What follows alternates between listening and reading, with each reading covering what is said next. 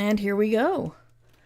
Uh, hey guys, we're doing Ditch Diggers on a Tuesday because someone came to our neighborhood to cut down a tree yesterday and severed our fiber line. So, yeah, we didn't have internet. So that was, thank you to Ursula for being flexible with scheduling as well as doing it earlier because I've got a meeting at 4. I'm kind of feeling a It's bit all good. twisted around like a top kind of thing. But yeah, we're here to talk about ditch diggery stuff. Yes.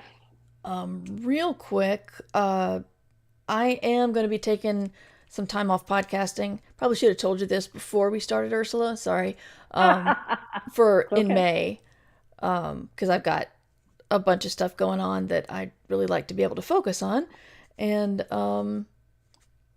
uh, yeah, and I'll still have some stuff in the can, so there'll be things released. I just won't be doing a lot of. I should be writing streams. But we had to do this one, of course, because people are already asking questions in the chat. How are you doing, Ursula? I'm doing pretty good. How are you doing? I'm good. Anything you want to say before the podcast officially starts? Hi everybody. No, we can get this party started. All Where are right. we coming live from, Mer? Um, Gosh. Have we done the gift wrapping room? No, I think we should. Martha Stewart has a gift wrapping room. Yeah. I think that's where she puts Snoop Dogg when he annoys her. All right, this is Ditch Diggers season 12, episode 5, I think. She says optimistically. Episode 5, maybe There 6. we go. And coming to you live from the Ditch Diggers gift wrapping room, which was inspired by Martha Stewart, it is the Ditch Diggers, Mer Lafferty and T. Kingfisher, talking to you about the business of writing, because ditch diggers don't get ditch digger block.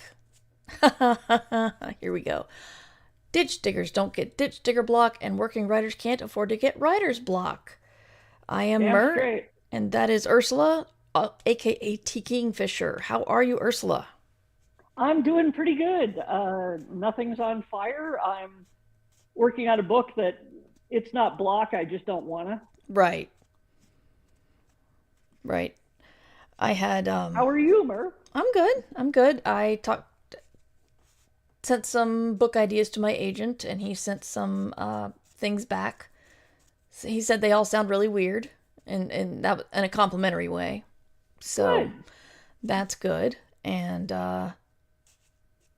yeah, I'm meeting with my editor once we're done with this. So yeah, I'm gonna need to end this podcast and go get a blankie and maybe, I don't know, a teddy bear and a glass of wine, and sit and have that call.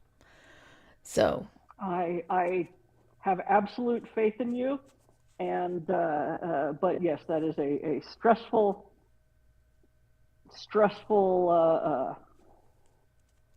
thing to. I mean, even when you like your editor a lot, there's still the oh god, we have to sit and talk about the thing, and yeah, yeah, and part of me is like, why couldn't this be an email? Is it that much? Is it that bad? So we'll yeah. see. Um, yeah, and then we're going to a silent film tonight with an orchestra backing it. Ooh. But before we get into the thing, I'm sure everyone's here to talk to listen, to want to hear. Words are really hard for me today. I don't know why. I want to mention I was guest of honor at RavenCon last weekend, and that was lots of fun there. They put on a really good convention there, and it was at this like colonial inn with 3 different buildings, and each one was, there was the Monroe and the Madison and the Jefferson, and it was kind of annoying walking between them until we realized there was a tunnel system, and then that got fun. So Oh, well, tunnels are cool. yes. And then this coming weekend, I'm going to be in Des Moines for DemiCon, also guest of honor. I normally would not do this so close together, but when someone asks you if you want to be a guest of honor, you usually probably should say yes.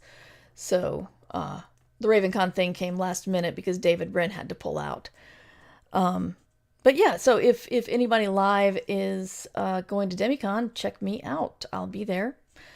But what we're really here to talk about, of course, is work for hire, because Ursula had kind of a big deal announcement this week. I'm going to push a button It's true. while you tell the big deal announcement. Okay. Yes, I was finally, after over 9 months, able to announce that I did the prequel book for Astarion for Baldur's Gate 3. And man, first of all, that NDA was a bear to sit on. NDAs, they expect you to tell your family, and I had told Mur, and so we spent a lot of time going, are they going to announce it soon? When do they announce it? But the announcement date kept getting pushed out. It was originally supposed to be like February. So mention why it was pushed out. They were trying to make sure that they had they had to get the contract finalized for the voice actor for Astarion from the game to do the audiobook version. Yep. And which, I was willing to wait for that, because that dude is unbelievably talented.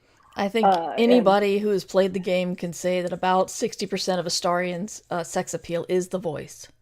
Oh yeah, no, a friend of mine who is Ace was like, if you have ever been interested in a man in your life, that voice just goes straight between your legs. Mm-hmm. So yeah, it's so I'm delighted. I usually don't listen to my own audiobooks just because of audio processing things, and also it's like weirdly intense.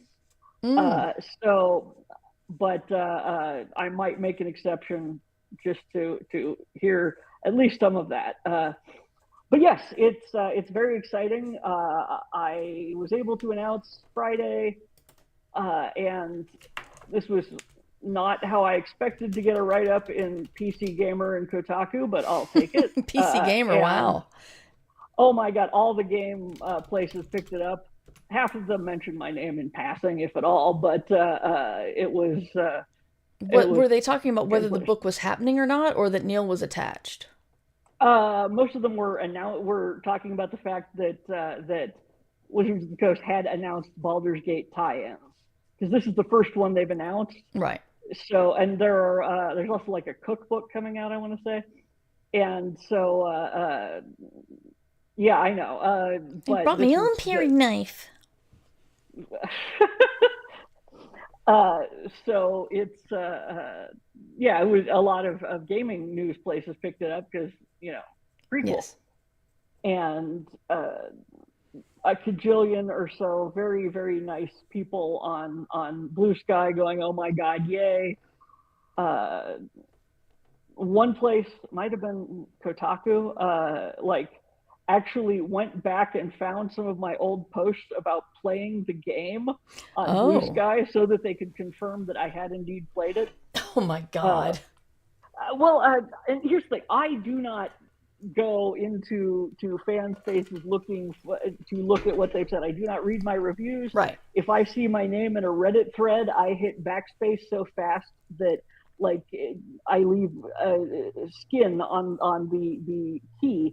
But so it was only one of my D&D group was like, who does go on TikTok and whatnot, which again I don't do. It was like, there's some people in various comment sections asking if you've ever even played D&D, and we're like, wait, are they all dudes? I have no idea. I didn't look, but and she's like, and I really want to say yes, she does. I've been in a campaign with her for 15 years, but like, why would they believe a random person in a TikTok section? So I thought that was funny. That's like one of apparently the concerns that people have, is that I don't know enough about D&D. And when we had the Zoom call, the initial Zoom call with the editor and the WotC rep and my agent and me, which was great. We usually on this sort of thing, you have like a getting to know you sort of call. A lot of times when you sign with a new publisher, you have that, things like that. And so, we did all the usual chatting and discussion. And then they said, "Do you have any questions for me?" And I pull out 2 pages, single spaced, and I'm like, "Okay, first one. Astarion does not have spider climb in Baldur's Gate 3, but canonically Vampire Spawn in 5e do have spider climb. Is it just because it would have broken the game engine?" And the WotC rep is sort of blinking, and I'm like, "All right, next up, am I allowed to mention the spell plague or the time of troubles in this?" And she's like, "Most of the people in the office don't even know what the spell plague is." And the editor at that point is, "Why didn't you email the questions?" So yeah, my agent was just sort of cackling in the background. Um, Your agent always has many reasons to cackle. it's true, it's true, and so it was a lot of fun writing it. You have written media tie-in as well. Mm-hmm. It's people are like, "Is this like fanfic?" And kinda, I mean, because there is a certain element of, you're playing in somebody else's sandbox, and many of the fanfic writers I know will do 3 hours of research for one, line to make sure it's accurate, and God knows I did that occasionally. Um, we have a question. Valerie wants to know in the chat, how can you not mention the spell plague? Is Gale not going to mention his girlfriend in this book? Gale is not in this book. This is a prequel. This is just Astarion. But certainly, like, And out of some, like, overheard in a bar or something, you could have just put him in there. Like, did I tell you I went out with a god once? I was so no, cool. it did not even occur. Okay, I'm going to confess this. I never liked Gale. Gale annoyed me. Like, the biggest problem of your life is that you were the goddess of magic's boyfriend, and that wasn't enough, and you got weird about it. I just could never really get past that. Yeah, I'm not a fan. Yeah, lots of people love Gale, and that's great. I am glad.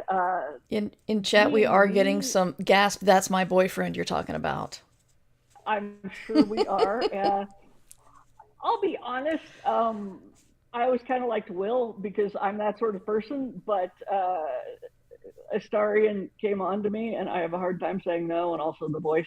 Mm-hmm. So I was uh, just dating Astarion sort of by accident, and Mm-hmm. then I always had him in the party because he was hilarious. So when WotC gave me the choice of him and another character, no, I will not tell you which character that was, and I was instantly like Astarion. Mm-hmm. So it was fun, and I'm very proud that there's at least one line where I mentioned Loxoth erotica. Loxoth are the elephant race in D&D, and uh, just the WotC rep in the comments on the manuscript said that is a deep pull. So it's like, that is, you got into the lore for that one. Yeah. Another chat. I was gonna read it no matter what, but I tell you now, I'm more excited about it now that I know Gail's not in it. Okay, y'all can fight it out in the chat. Yes. But no, I part of the problem is because I genuinely do not know if there will be a book for every one of the companions. That would be cool, Mm-hmm. but I have not been commissioned to write it. If so, the I don't think that we necessarily want overlap, because then whoever writes the next book has to arrange for, like, if they're overheard in a bar, okay, you have to arrange for Gale to be in Baldur's Gate in 12 in 1450 or whatever it That would be really is. So, cool, actually. Kind of like I forget what is it called when you see it's usually done in film where you see someone have like a vignette and you see somebody in the background and the next scene is that person in the background carrying the story further. uh yeah, I know what you're talking about. I'm thinking of the Simpsons episode of Yes, that's the one that comes to like mind. Yes. 15 stories in Springfield or whatever. Yeah. Yeah. So one thing I wanted to make sure we talked about. The thing is, everyone's going to be asking these questions. So can you tell people how this happened? How do you get a work for hire gig like this? Um, I think this maybe here's like I don't know how you get a work for hire. Like if you want a work for hire gig like this, I do not know how you get it. I got it because like three editors at Random House were all big fans of my books and went like, we need to approach authors. Do you think we could get T. Kingfisher? Let's ask. That was literally how it happened. That's actually usually how it happens. Okay, The good. Yeah, I don't know. This is my first time. Yeah, your agent will My agent, yes, definitely. for me it was the my agent knew the editor of the Star Wars line, and when they talk to each other, it's do you have any authors that are really into this IP, and then they offer the names, and then yeah, I don't actually know who asked for me for Minecraft, but I do know that the editor wanted me for the solo book. So it's the thing I feel bad telling people, because some people think that there's like a back door they can go to. Like, I can't get an agent, but maybe I can get this work for hire. I'd love to write for Star Wars, and like, no, that's usually the path they want to go is either directly from the IP holder or whoever's editing the series, because that's usually another person at the publishing house, and or your It didn't used agent. to be that way. Star Wars, not Star Trek novels. It used to be you didn't necessarily need an agent, but that was because they would buy unagented manuscripts. But that was like the 80s. So I genuinely don't know. And in each IPO holder is going to have a different method, but usually you wind up going through your agent, I think. Right. So one thing you mentioned before we started recording was, as the kids would say, "Rip your mentions." How I thought it was interesting that people like were coming to me to squeal about your news, and not even like everyone wanted to spread the news about your amazing book announcement. How was the attention? Was it fun, or was it overwhelming, or? For the most part, it was incredibly gratifying. People were so kind. Like, and I'm on Blue Sky. My followers there are a fantastic bunch. So and lots of non-followers, to be clear, were like quoting it, and I got like I think 2,000 new followers in a day, which Wow. is a thing. And then and I like all the posts after that. I'm like, I'm posting pictures of flowers in my garden. If you're here because I wrote a Starian, I'm sorry, you're gonna get way more of this than goth vampire stuff. But the for the vast overwhelming like 99.9% were amazing and super gratifying, and people having questions like my fans, a lot of them are all, do I need to play the game first? And I'm like, it's a good idea, because otherwise you're not getting like, oh, this is the tragic backstory and I know things get better because I played the game. You are getting, why the hell did Ursula write about a vampire having shitty things happen to him and then end on a super downer note? Because if you're writing a tie-in like this, it's a prequel. Like, this character has a horrible, tormented backstory. He's a thrall to a master vampire. Like, and I can't fix that in the Yeah. book. This is, like, he has to end the book in a very dark place. So the best I can do is like some coping mechanism, essentially. It's which is weird, because I generally write happy endings, and but it was really kind. A lot of people were like, knowing how horrible Astarian's backstory is, that a lot of people said, I trust you to handle this material well, because like, there is sexual abuse and things in the background. It's not great, and I think we did a good job. Unfortunately, our first sensitivity reader like flaked, and so we are still waiting on a sensitivity read, even though we've done copy edits and Oh there's a lot of no. scrambling. Yeah, and I'm like, no, I really don't want this to go out without a sensitivity reader because I can do the best I can, but there's always something You that need another eye on it, is yeah. yeah.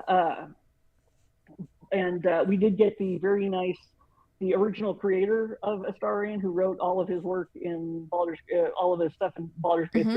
3, consulted on the manuscript, did a read over, and it was very nice. A lot of times, it was incredibly gratifying.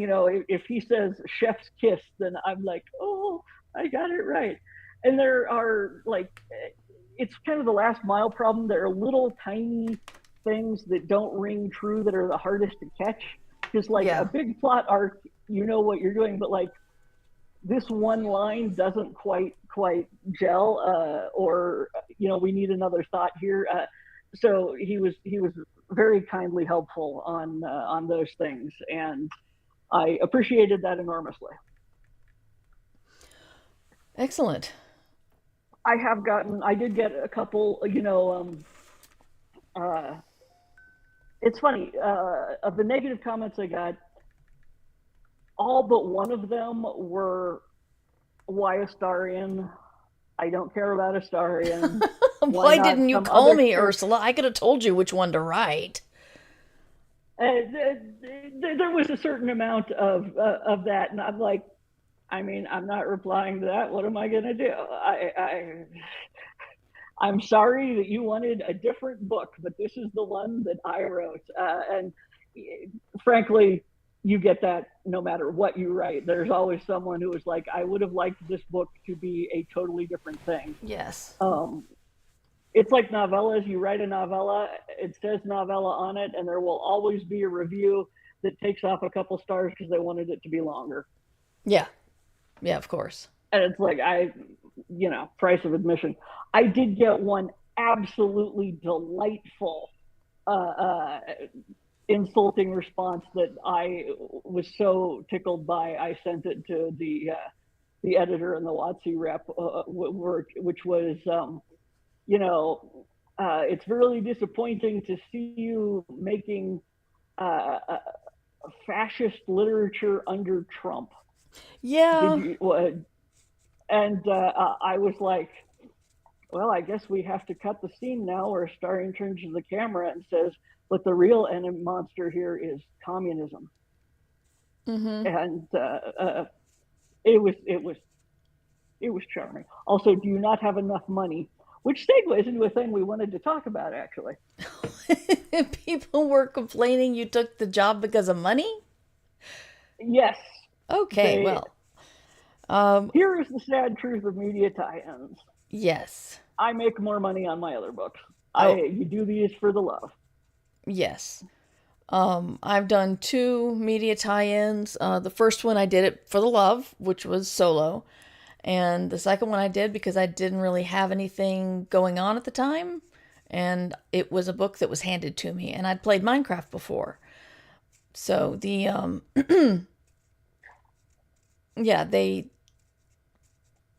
it's funny because the Star Wars deal was actually included royalties, but the royalties were 1%, and I still haven't earned out. Oh, it's yeah. almost it's almost like insulting to keep getting these royalty statements of nope, you haven't sold enough yet, and it's like you now it's just insulting because they're not going to have a huge run on solo. It's not going to suddenly sell a whole bunch. Right.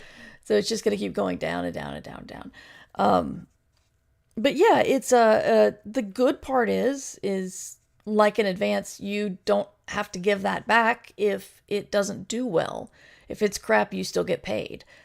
But for Yes. most people, it's it's paid out like advances are paid out. You get some on signing and some on final draft and some on publication.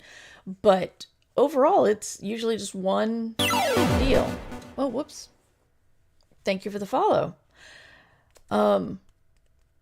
We do have a question about tie-ins, but I want to know, Ursula, do you have anything to add to that? I can't even remember off the top of my head what my royalty rate is, but yeah,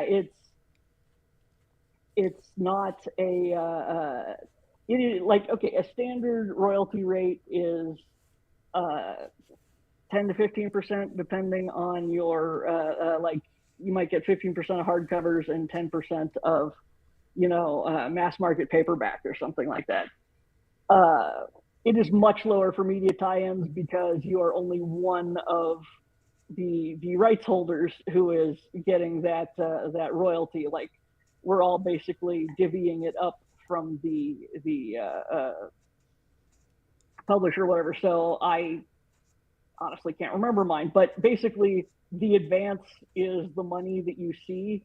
My agent fought like a barracuda in a suit, which is what she is, and that's why I love her. uh, to get a basically a sales bonus if it earns out, yeah, or not earns out, if it sells X number of books, I get like an extra check, and That's and that's from nice. Random House, not WotC. Like, the yeah, you get the advance for that, and don't get me wrong, the advance is a nice chunk of money. It is not turn my nose up money, but it's in this case it's the same or less as I get for my normal books. So you're doing this, and okay, I say for the love, also for the exposure. And yes, people die of exposure, so I wouldn't write the book for free. But there is, particularly on a very big IP like Star Wars, or now Baldur's Gate 3, which is not the same as Star Wars, but uh, if people read it who don't know your work and they like it, they may go and be like, I like this author's stuff. And look, not all of them will do that, but some of them will. Yeah, So, I don't see that at all. Um, oh, don't. no, I think people will pick up a Star Wars book and read it and think, "Hey, I liked that Star Wars book. Give me the next Star Wars book." No, I And think you're probably right, like 90% of the 95% of the time. It's, but I figure it can't hurt. oh, certainly it can't hurt. I just, kind of I had my expectations managed regarding getting new readers with the solo Oh yeah, deal. Um, and I mean, maybe I will not get a single new reader off this. Okay, fine. I got paid to write a book about a character I enjoy, and it paid the mortgage for most of the year. yeah, I think yeah, I feel like at the beginning of your career, you want to grab whatever deals you can, and then later on you can decide, well, do I want to do I want to have what comes with tie-in work? Do I want all of that as well as the money? Because Right. I don't know if I can say this. Maybe, I don't know. Probably, I don't know. I don't know. I sorry, I'm second guessing my decision here. Um, I was offered a trilogy in an IP, and I was seriously considering it. And a friend of ours, Ursula's and mine, said, "Mer, that's your next 3 years. Do you want to be writing that for the next 3 years?" And I thought, you're absolutely right. And Yeah, fair. yeah. Oh, I was about to say we were going to take an ad break, but apparently it's done. So I guess that was a short one. Woo. Um, Yeah, it's like, I would not want to for my entire career to be writing tie-ins now, because I did one and the editor really liked it. It's but at the same time, like, I held the door open. The very nice WotC rep, we had lunch in Seattle when I was up there for NorwestCon, was like, would you like to do this sort of thing again? Was it a good experience? And I'm like, yeah, it was great. You know, schedule and budget permitting, give me a yell. I would do another one. But yeah, there is every tie-in you do is a book of your own you are not writing. Uh, so because yeah, it took me, it's not quite 100,000 words. It took me like, I don't know, 5 months to write it, and that was 5 months I could have written a different book. Yeah. Got a couple more questions in chat. Thank you to the new follows, by the way. Do you think writers who are not T. Kingfisher are likely to make more on independent work than tie-ins, or is it more of a function of having a strong existing audience? Um, I think there is a certain. I think that you do need the existing audience because, like, but the thing is that I don't think you're necessarily going to get the tie-in work unless you have already written books that people like. Yeah. Like, so it's by the time you are getting the tie-in work, uh, it is seems likely that you could make more on your own unless you have gone through one of the boom and bust cycle things that happens to authors where you rose meteorically and then didn't. Yeah. It's I don't know, science fiction fantasy, and well, no, it happens in science fiction fantasy. The Some people will do really well for a bit and then they are stuck in midlist and then they can't sell a book to save their life, so they pick up a pen name. Yeah. If you are like at that point, then yes, a tie-in would probably be great. If you aren't, then no, there's a good chance you could make more on your own stuff, uh,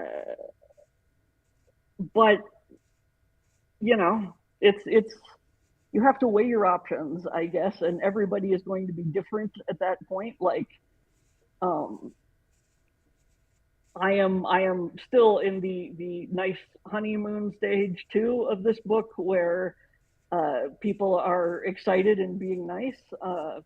It's possible that it will come out and it will not match the fanfic people have in their heads, and they will turn on me like a pack of rabid wolverines, and then I will be sad. But them's the breaks. Yeah. The Kids Are Asleep points out that some people do like writing tie-ins, and that's okay too, depending on your interests and stuff. Yeah, I know people who've Oh, done 100%. a lot. Yeah, Yeah. one of my very favorite authors, Diane Duane, has done a bunch of Star Trek tie-in novels. That was how I first found her work, and those are great, and I adore them. And like, I would absolutely write a Star Trek tie-in novel, except at this point, I don't think that they're doing too much old series tie-ins anymore. And Right. quite frankly, that probably would be too serious a pay cut. But Yeah. it's yeah. So what you mentioned it taking time to write. I know I've got my own answers, but I'll ask you first. Do you find writing a tie-in easier than writing your own stuff because you've already got a template? Uh, it's a little from column A, a little from column B. It was, I think, easier to write in that we had kind of a plot laid out. With I workshopped with the various editors over Zoom, and uh, it, a lot of it kind of wrote. I'm not going to say wrote itself, but it was fun. It was you're swimming in how did I think it was AC Crispin said writing something like that is like swimming in a heated pool. Yes, you can get tired and whatnot, but you're still in a heated pool. Whereas writing your own book is sometimes like trying to swim in an ocean Mm-hmm. because and you don't know where the shoreline is. So it was easier in that regard. There were a lot of things, however, that are tricky that uh, are not things I have to worry about my own stuff. Like some of the editing, one of the editing passes from the very nice WotC rep who apologized every time she had to do it was like, I'm afraid that, Wizards of the Coast guidelines do not say that we should not do this and things like that. And it wasn't like anything horrible. It was usually things like, there was a joke in there. Don't think of it as detect evil. Think of it as detect incompatible moral system. And the WotC rep was like, okay, I laughed, but WotC on the tie-ins, they're not like supposed to know that they're casting spells like in a D&D game, so we have to like not. I'm like, okay, it's fine. Yeah, mentioning. Or I think. Sorry, go on. Yeah. And there was another one where I had referenced one of the gods in the Forgotten Realm system, who they had set a while back that was based on Egyptian gods, and it came back. He's like, no, we're trying to actually get away from that, from those using any historical deities. So I need you to cut that. That's the sort of thing that's never going to come up in my books. It just doesn't happen, and there's no one who has like absolute veto power the way that Wizards of the Coast did over this one. Like, right. They can look at it and say, "Thou shalt not." And I either accept that or I don't cash the check. Well, it's interesting. That feels like the opposite of most lit RPG, who, bring the details of a game into the world literally. Yes, which is interesting. I had that with Minecraft in having to follow some odd rules for their fiction, which is the one that got me was they can't eat anything you can't cook in the game. So I couldn't branch out and mention anything about, any other food than what you could make in Minecraft. And, yeah, it felt kind of silly, but there's a lot of weird stuff that happens in Minecraft. Like if you tame a wolf and it becomes your pet, then you can call it and it teleports to you. And so I'm like, I'm going to have a teleporting wolf. Sure. And, yeah, I like the heated pool description. That's pretty clear. You've got your boundaries. It's a heated pool. It's nice. When I was writing solo, one of the problems I had was I'd read the script, I'd read the YA novel, which I didn't know why. I mean, I'm glad I got the job, but the novel for the younger readers was not. I couldn't tell what made it YA. It was just just another retelling of the story. Some of the problems I had, mine was a novelization of an existing piece of media, not quite what you were doing, but I had to figure out how to tell describe a scene in a way that nobody else had. And I didn't want to say exactly like you're watching the movie and I'm going to describe exactly what happens. And I couldn't copy what the other books said. I don't know how the plagiarism laws work there, but still wouldn't have felt good doing it. But yeah, it was a weird thing trying to figure out how to make it fresh, because I'm sure like you got, which was, is this a cash grab? I mean, there's a lot of people who think those kinds of novels are. However, I know a lot of people, almost everybody I know who's written tie-ins, who care passionately for what they're working on and want to give you the best story possible.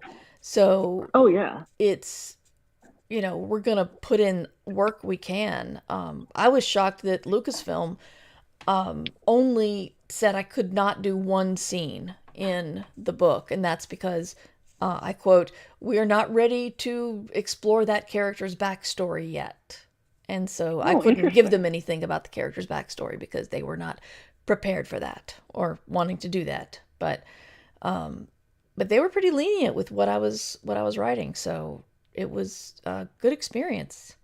Um, The it occurs to me one other thing to mention about tie-ins is that um, having handed it in, that is not my book. Like it's I wrote it, but like there I had invented a character in there to fill a role and handed it in.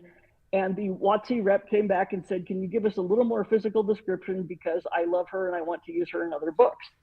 ah, That's great.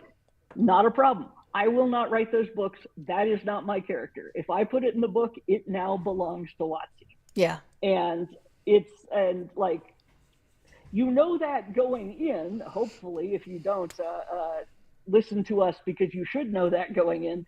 But everything I wrote in there, all of the characters are official property of Wizards of the Coast. And like, yes, I did the thing that I suspect every D&D writer since the dawn of time has done, which is throw in cameos by party members. The trick is to not be too obvious about it. But for the most part, did not use any names, did not use any like super obvious characteristics because they all belong to WotC now.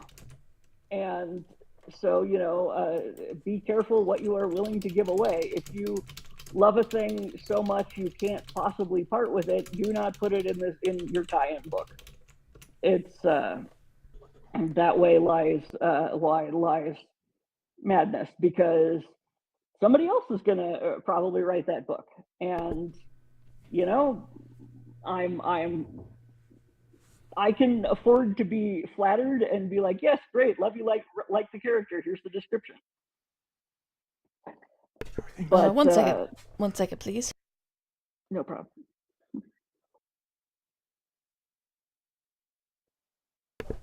Sorry about that. No problem. And yeah, knowing that Uh, it's not yours is a very big deal. It's it helps me keep my distance from it. I know some people really, really get emotionally attached to their stories, and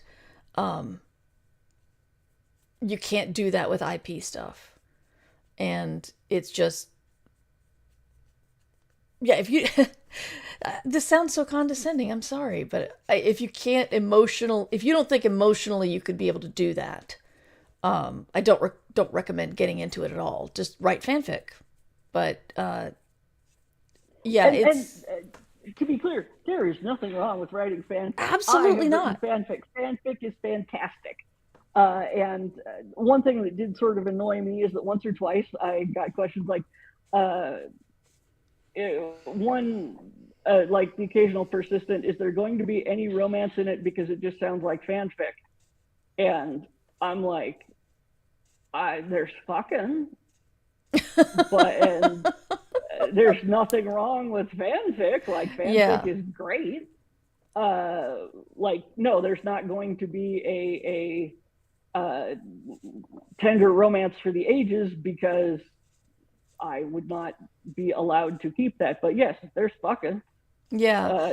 There's a dude because quite frankly, um, as I said to the editor and everyone nodded solemnly, if you handed in an Astarion book without uh, without him fucking a hot dude somewhere, the fan base would rise in revolt. Yeah. So yeah, Yeah, it's interesting. So if in case people don't know, the actual distinction between fanfic and a tie-in novel is the novel is legal, fanfic technically not legal.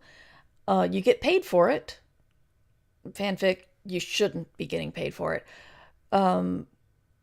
The IP belongs to someone else, and yep, they can do whatever they want with anything you threw in there. And but it's canon, so that's exciting. exactly. Yeah, So another person asked, "Is it canon?" And I had to stop and realize that people don't know that. Yes, uh, barring a Disney Star Wars Legends kind of thing, yeah, uh, yep, it's canonically, what I wrote in there is officially true, and it's which is interesting. And if you don't like that, it's okay to ignore it in your fanfic. That's why we have fanfic. Believe me, I ignored the last Star Wars Rise of Skywalker movie in mine. Mm-hmm. So it's yeah. There was at least one moment where I had actually it was sort of a rules question that I ran by the WotC rep, and she was like, "I'll look into it," and came back 2 days later and said, "There is no official canon ruling on this, so you get to decide." Wow. Yeah, and I was like, "Oh God," I turned between I have so much power and oh shit, I have too much power. So no, I am not going to say what it was. People have asked because every rules lawyer on the planet will teleport to my location to tell me about a Dragon Magazine article from 1993 that established this, and I don't need that. Yeah. No. No. Also, my email has two layers of screening before it gets to me, which I'm going to be using because I expect. I mean, you cannot write a book that is all things to all people. Yeah. And I am hoping that 90% of the readers go away going, "Yeah, that was a lot of fun." Mm-hmm. Some people are going to be mad. They should have the right to feel mad in their own space, and I will never see the email. Yeah. Yeah. Well, we are nearing the end of our time. If you have any other questions to put to T. Kingfisher about tie-in novels or Astarion specifically, let us know. Otherwise, we can tie this up. Ursula, how do we get in touch with you beyond the or find you online, I should say, because you just told us you got 2 levels of screening Yes, before it gets to you. You can go to redwombatstudio.com, and if you want to send an email there, you can go to Blue Sky, where I am T. Kingfisher. Once the book comes out, I will probably be locking down the account for a week or two to only people I follow commenting, but only if I need to. Yeah. And people, as I said, are generally lovely. I did think of another thing, tie-in novels that is different, which is depending on timing, they may not send out advance reader copies. Oh, I didn't know that. They do not send out arcs of. There will be no arcs of Astarion. I guess that's true. I don't think I ever realized it, but I'm pretty sure that arcs didn't go out for my 2. So yeah, just never even thought of it that way. Wow.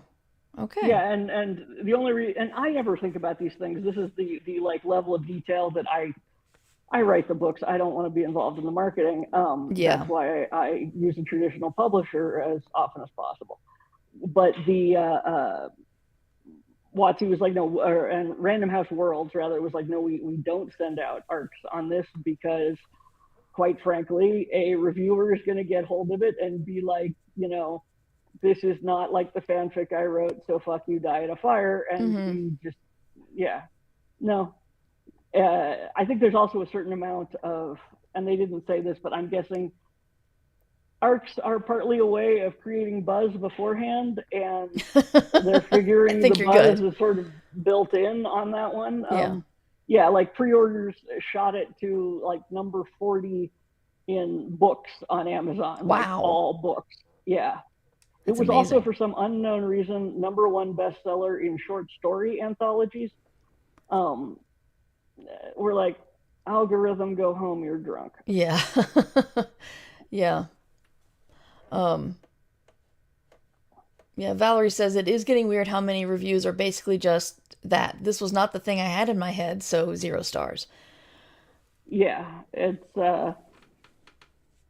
I mean, we're in the weird space of reviewers are fantastic. We live and die by reviews, and also some reviews are weird. It's especially because everybody can leave a review now. Yeah. Yeah. Well, my name is Mer Lafferty. You can find me at merverse.com. I sometimes hang out on Instagram as MightyMer2. That's the numeral 2. And I try to peek in on Blue Sky on occasion. and I'm Mighty Mur over there. I'm taking a break from streaming and podcasting in May.